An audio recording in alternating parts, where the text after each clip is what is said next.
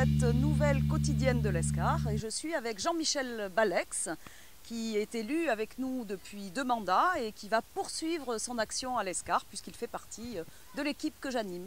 Et aujourd'hui nous allons parler avec Jean-Michel d'urbanisme, d'aménagement de notre commune, de déplacement, d'aménagement des espaces verts, de construction. Jean-Michel, les constructions, d'abord de logement, il faut bien sûr que l'on respecte des règles. Alors les règles elles sont traduites dans ce qu'exprime notre projet de ville, le PLUI, qui a été validé très récemment. Alors notre projet de ville, il se résume en un objectif tout simple, c'est garantir aux Lescariens le plaisir d'habiter à l'Escar. Donc effectivement, on entend beaucoup parler de ces fameux 50 hectares constructibles. Alors ce qu'il faut savoir, c'est que ces 50 hectares constructibles, ils étaient déjà constructibles depuis très longtemps, depuis les premiers documents d'urbanisme dans les années 70. Avant le PLU actuel, il y en avait 70, on a réduit à 50 hectares, tous à l'intérieur de la zone urbaine constituée. Alors effectivement, le plaisir d'habiter, c'est un urbanisme respectueux du style architectural, respectueux des paysages. Et de notre identité, et de notre identité lescarienne, à laquelle on tient beaucoup.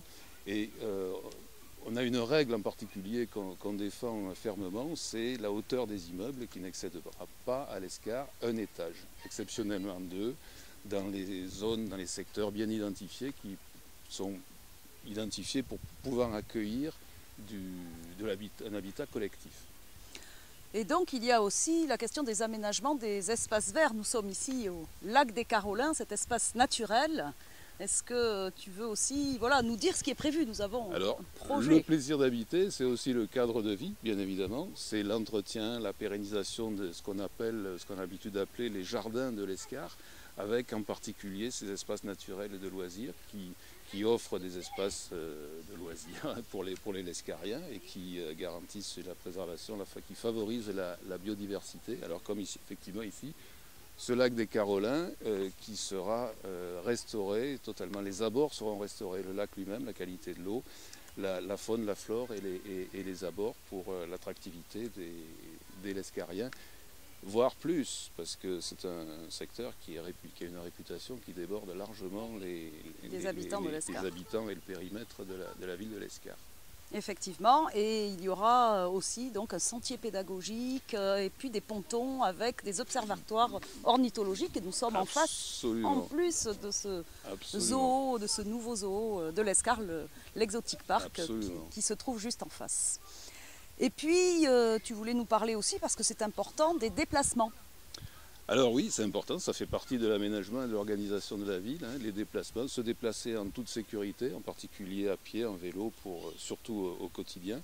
Alors je voulais signaler un chantier, le premier chantier qui va démarrer dès le mois de juillet, en collaboration avec l'agglomération, qui est la fameuse liaison qui permet de traverser le boulevard de l'Europe depuis l'avenue de Pau et rejoindre depuis le nord de l'Escar jusqu'à la zone commerciale au sud, en toute sécurité, sur des espaces réservés aux piétons et aux vélos. Et cet équipement tant attendu sera en principe opérationnel à la rentrée.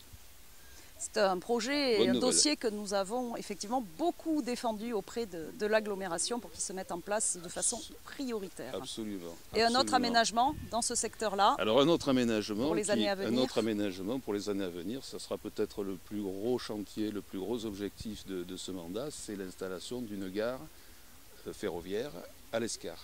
Alors ce n'est pas la réouverture de l'ancienne gare, c'est un nouvel emplacement qui a été repéré avec des études qui ont été menées en lien avec la région, avec l'agglomération.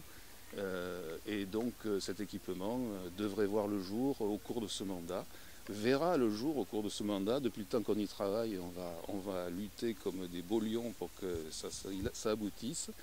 Et c'est un équipement qui assure la liaison de l'Escar avec son territoire et qui met l'Escar à 4 minutes du centre-ville de Pau. Et avec des fonds européens. Donc dans le cadre du contrat d'axe, effectivement. C'est un projet de région avec des fonds européens, donc c'est pas les contribuables lescariens qui financeront ce projet. Très bien. Absolument. Merci Jean-Michel pour ce tour complet de l'aménagement urbain au sens général. Et je vous dis à bientôt pour une nouvelle quotidienne de l'Escar.